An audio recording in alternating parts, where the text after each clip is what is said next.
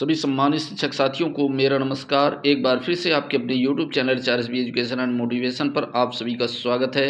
साथियों, बेस शिक्षा से जुड़ी हुई अपडेट्स हैं। यूपी के सभी स्कूलों में 3 को होगा सर्वे।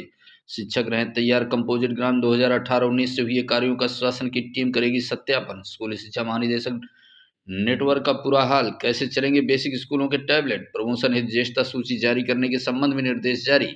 और अध्यापकों के खाते में नहीं पहुंचे एनपीएस के 80 करोड़ रुपए, इस जनपद की सूचना।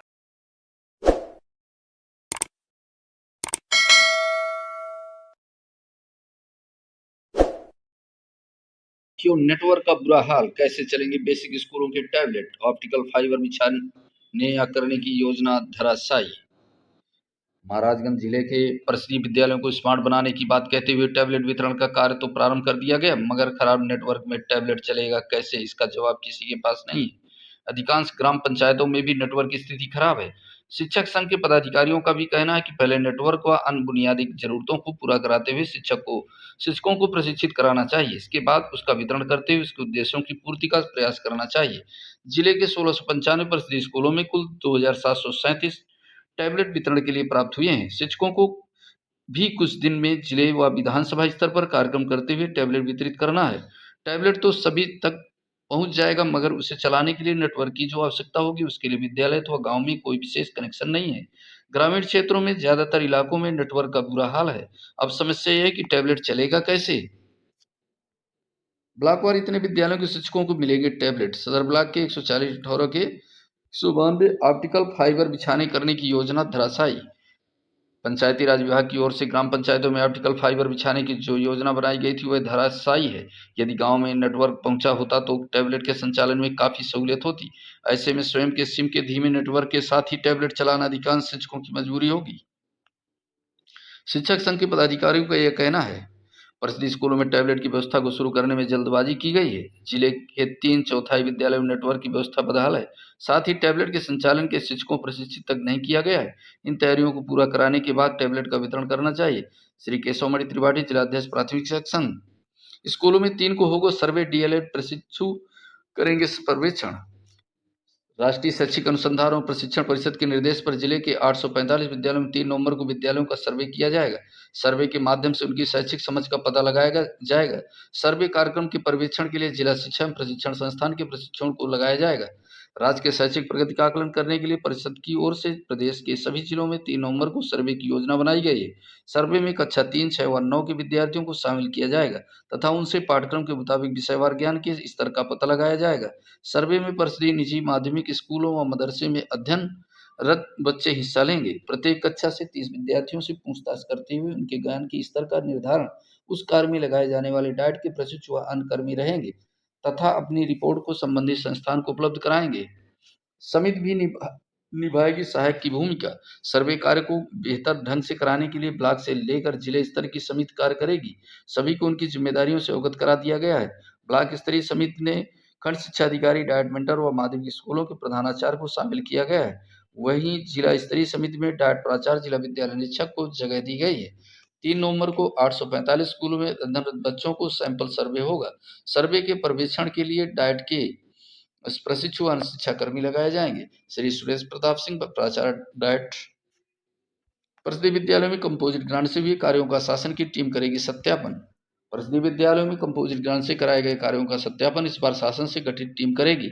अब तक जिला स्तरीय अधिकारी ही कार्यों का सत्यापन करते थे। चूंकि कंपोजिट ग्रांट में घपला होने की शिकायतें शासन स्तर तक पहुंचती रही हैं, इसलिए यह कदम उठाया गया है। कुछ वर्षों पहले कब तक परिषदीय विद्यालयों की स्थिति बेहद खराब थी। महानिदेशक स्कूल शिक्षा श्री विजय किरणानंद जी ने स्कूलों के भौतिक परिवेश में सुधार के लिए कई महत्वपूर्ण फैसले लिए हैं। वर्ष 2018-19 से कंपोजिट ग्रांट की धनराशि स्कूलों को दी जाने लगी।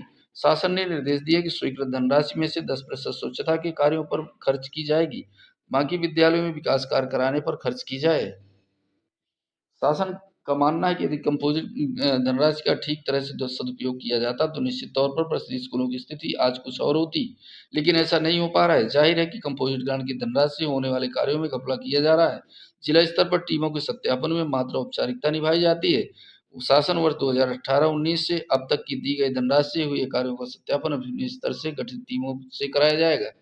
शासन विद्यालयों की दशा सुधारने के लिए कंपोजिट ग्रांट के तहत धनराशि देता है। इस धनराशि से प्रधान अध्यापक काम कराते हैं। पहले इसकी जांच जिला स्तर पर ही होती है, लेकिन अब शासन की टीम सत्यापन करेगी। चौथी भारतीय बीएसए परिषदीय विद्यालयों में कंपोजिट ग्रांट से हुए कार्यों का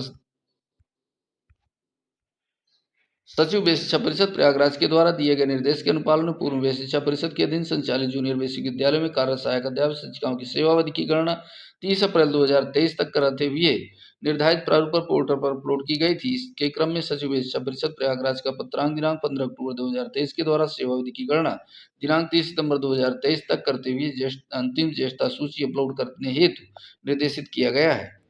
अतः पूर्व में तैयार की गई अंतिम ज्येष्ठता सूची की प्रति इस पत्र के साथ संलग्न कर आपको निर्देशित किया जाता है कि संलग्न सूची का अभिलेखी मिलान कर लें तथा अंतर जनपदीय स्थानांतरण के फलस्वरूप यदि ज्येष्ठता सूची में कोई परिवर्तन हुआ हो या कोई त्रुटि हो तो सूची से नाम हटाना या जोड़ना हो, साथ सहित उसका निस्तारण करते हुए सेवावधि की गणना दिनांक 30 सितंबर 2023 तक करते हुए सॉफ्ट एवं हार्ड कॉपी में सभी सूचना अंग्रेजी के टाइम न्यू रोमन में अंकित करते हुए दिनांक 30 अक्टूबर 2023 तक निर्धारित प्रारूप पर उपलब्ध कराना सुनिश्चित करें तथा उपरोक्तानुसार किसी प्रकार की त्रुटि नहीं है संबंधी प्रमाण पत्र उपलब्ध कराना सुनिश्चित करें। प्रकरण अत्यंत महत्वपूर्ण एवं समयबद्ध है।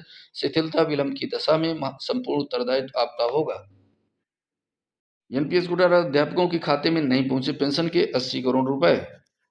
सहायता प्राप्त माध्यमिक विद्यालय में 1 अप्रैल 2005 के बाद नियुक्त शिक्षकों और कर्मचारियों की न्यू पेंशन स्कीम एनपीएस में निवेशित करोड़ों रुपए बगैर उनकी सहमति के निजी कंपनी में लगाने के अलावा 17 महीने से उन शिक्षकों का अंशदान उनके खाते में नहीं भेजा गया है।